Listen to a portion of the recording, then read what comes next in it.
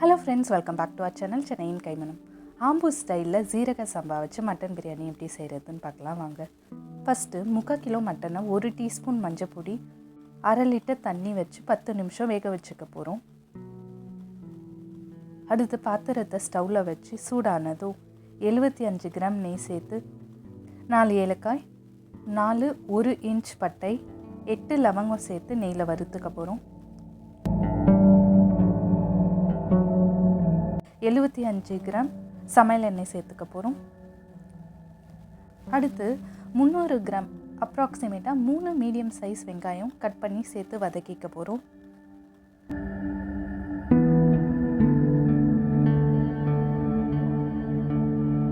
வெங்காயம் கோல்டன் ப்ரௌனாக வதங்கினதும் 80 கிராம் பூண்டை பேஸ்ட்டாக அரைச்சி சேர்த்துக்க போகிறோம்.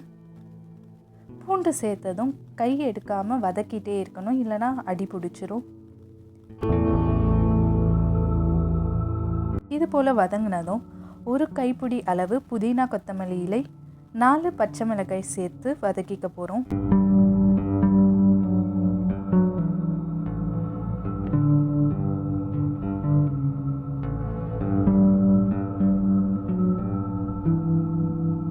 இப்போது 65 கிராம் இஞ்சி பேஸ்ட்டை அரைச்சி சேர்த்துக்க போகிறோம்.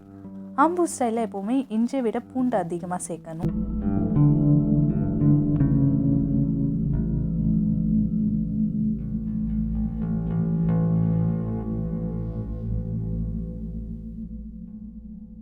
வதங்கினதும் 250 கிராம் தக்காளி, அப்ராக்சிமேட்டாக 3 மீடியம் சைஸ் தக்காளி பொடியாக நறுக்கி சேர்த்து வதக்கிக்கலாம். தக்காளி வதங்கினதும் 10 காஞ்ச மிளகாய் அரைச்சி பேஸ்ட்டாக சேர்த்து வதக்கிக்க போகிறோம்.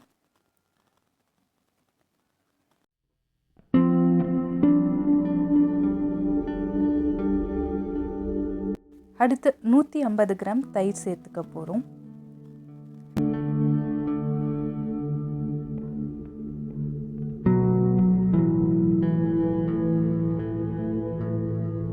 ரெண்டு டேபிள் ஸ்பூன் கல் உப்பு சேர்த்து மசாலா குக் பண்ணிக்க போகிறோம்.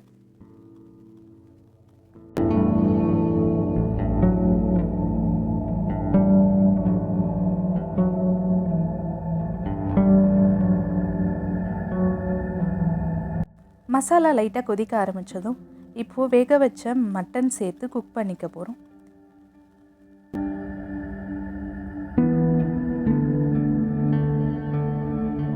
மட்டன் மசாலா கூட சேர்த்து கொதிக்க ஆரம்பித்ததும் 700 ml தண்ணி சேர்த்துக்கலாம். மட்டன் வேக வச்ச தண்ணி ஒரு 300 ml இருக்குது. அது கூட 400 ml சாதா தண்ணி சேர்த்து கொதிக்க வைக்க போகிறோம். டேஸ்ட்டு பார்த்து கம்மியாக இருந்தால் இன்னும் 1 டேபிள் ஸ்பூன் கல் உப்பு சேர்த்துக்க போகிறோம். நான் சேர்த்த தயிர் புளிப்பு இருந்தது, அதனால் லெமன் சேர்க்கல. நீங்கள் டேஸ்ட் பண்ணுறப்போ புளிப்பு டேஸ்ட் இல்லைன்னா இந்த ஸ்டேஜில் 2 டேபிள் ஸ்பூன் அளவு லெமன் சாறு சேர்த்துக்கோங்க.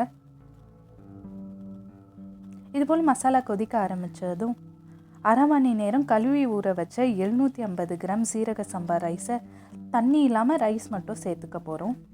அரிசி சேர்த்தது இது போல் மசாலா கொதிச்சுதுன்னா நல்லா கிளறி விட்டு டம் போட போகிறோம். பழைய தவா இல்லை தோசைக்கல் வீட்டில் இருந்ததுன்னா அதை ஸ்டவ்வில் லோவர் ஃப்ளேமில் வச்சுட்டு அதுக்கு மேலே டபரா வச்சு தட்டு போட்டு மேலே ஒரு வெயிட் வச்சுக்க போகிறோம். 10 நிமிஷம் அப்புறம் பார்க்க போகிறோம். இது போல் குக்காக இருந்தால் பிரியாணி ரெடி. இவ்வளோதாங்க ஆம்பூர் ஸ்டைல் மட்டன் பிரியாணி.